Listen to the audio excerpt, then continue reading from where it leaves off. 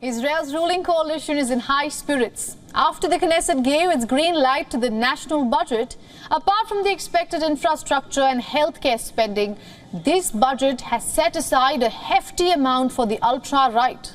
What more? Benjamin Netanyahu now has his eyes set on the judicial reform.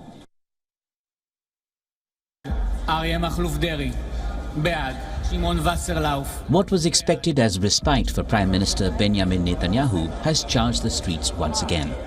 This week, Israel passed its national budget, one that promises a little too much cash to the ultra-right. בעד 64, נגד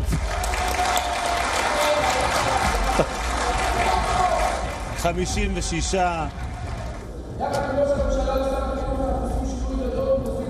Clearing the budget was not so easy. The voting dragged on overnight, with the budgets for 2023-24 finally passing with a 64-56 vote in Parliament after daybreak. It followed weeks of tense negotiations between Netanyahu and the parties in his coalition. And while the budget may bring stability to his coalition, it has undoubtedly deepened the divisions within Israel. In a speech before passing the budget, Netanyahu defended the package, saying it would benefit the Israelis.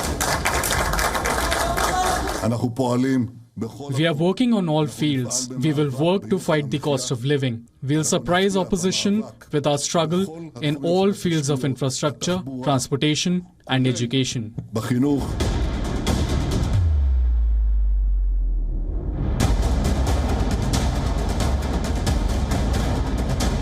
But in reality, the people it's supposed to serve are standing against it. Before the session began, democracy protesters gathered outside the Israeli parliament, the Knesset.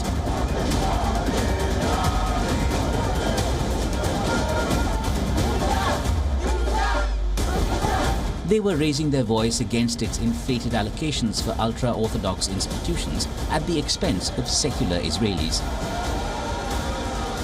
Tens of millions of dollars have been set aside for extreme pro-settler parties.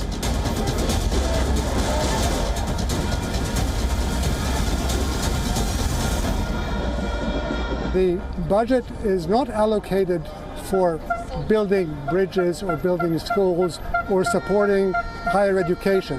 It is devoted entirely for purposes that will serve nothing at all to promote the growth and development of Israel in the future.